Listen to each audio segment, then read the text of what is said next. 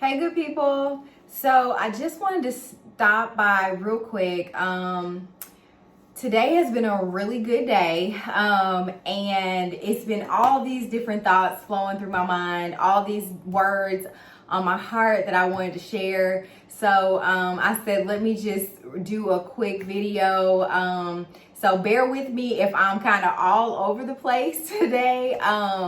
Because it's a lot of different things that have crossed my mind. I wanted to get a word out about community, how we are wired to be relational beings, and how having a community around you is so important. I want to talk about how comparison kills. Jonathan McReynolds, I love him as an artist, and he has a song out that's called Comparison Kills. And the thoughts started flowing for me today just about how sometimes we can compare ourselves to other folks, like to other people, and how we shouldn't do that, right? Our lot is our lot. And that's kind of that's what God has given us, and that's what God graces us for.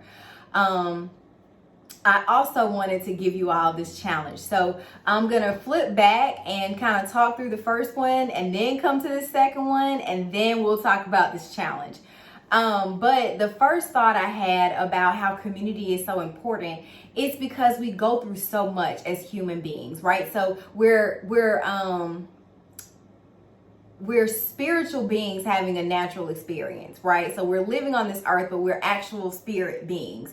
And so because we have the natural side to us, because we have our flesh, it's important that when we get in those moments of being fleshy and, things are kind of like, yeah, we kind of have some questionable behaviors sometimes.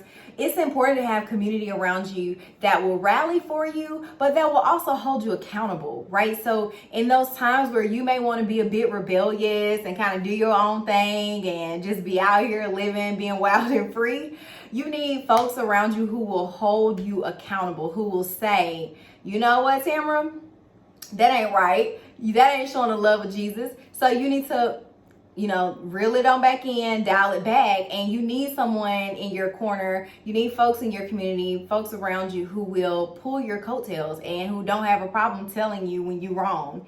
And we as people, we need to get better about accepting that that coattail pulling and being open to hearing you ain't always right, because none of us are, myself included. So that was one component that I wanted to talk about tonight. The other thing about comparison kills.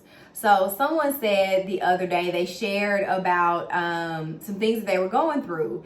And someone else that was in the space at that time, they responded and was like, I don't have no sympathy for you, because to whom much is given, much is required. And I was like, ooh, did you just try to use, did you just check her like in a soft and, respectful way? But it was like, it made me think about it, and I sat with it for a minute, and I'm like, yeah, to whom much is given, much is required. Yes, I completely concur. But that required part, it can be a lot. And like I just said, we're human beings. Like, we are humans. So at sometimes that required can feel like literally the weight of the earth on your shoulders. So one, is helpful to have community, have trusting folks around you, folks that you trust, that you can go to, that you can talk to, safe and brave spaces where you can vent and you can share. Like, hey, I got this burden that I'm carrying. I need to take it to Jesus, but I also need to share this with a friend. I need to share this with a trusted confidant. And so it's important. It's great to have those people around you that you trust, that you can just pick up the phone and call, that you can send a quick text to. That's so important. But I think it's also important that we acknowledge that required, to whom much is given, much is required, that we're human, and it's okay to say what's being required of me right now, it's a lot.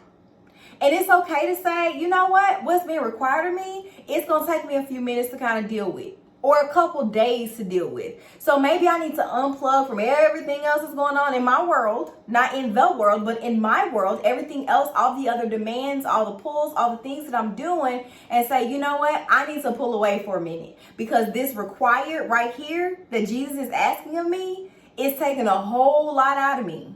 So I need to be human for a moment and be vulnerable in safe spaces, of course. But just saying that this required is a lot. And I saw a meme recently that said, okay, Jesus, now these weapons, they get real close to prospering. But that's real. Sometimes the warfare that we go through in our day-to-day lives, like, it can get so real that you get tired to your core. You get tired to your bones. Like, you are exhausted. And those are the times where we need to make sure we are fully tapped in. We need to be in our worship. We need to be in our prayer time. We need to be spending time with God, making sure you're filling yourself up with the things of God, making sure your ear gates, your eye gates, like, what are you pouring into you? I said earlier today to some folks, I was like, make sure you're taking care of yourself. September is Self-Care Awareness Month. And I like to think of that not only as self-care, but as soul care. That you are taking care of your soul, taking care and nurturing those tender spots that make you you. And a lot of times pouring out, we got to take time, unplug, stop the madness, everything stops, and take time for you. So I encourage you to do that. But I also have a challenge for you. I want you tomorrow morning when you get up, and even if you want to do it tonight, that's fine too. But tomorrow morning when you get up, we get up every day. We brush our teeth, we do our hair, we get ready, we look in the mirror, see, how do I look today before you present yourself to the world, before you step foot outside your front door. But how often do we stop and we just look at ourselves in the mirror and ask, what do I see? Who am I? I'm made in the image of God. The Imago Dei, that means to be made in the image of God. We are all created in God's image. So take a moment, even if you don't stop and look in the mirror, flip your phone camera on. I got that inspiration earlier today. Flip your phone camera on and flip it around to selfie mode. And look at yourself and have an honest moment with yourself. I challenge you, if not tonight, if not today, tomorrow when you are getting ready for your day, and affirm yourself.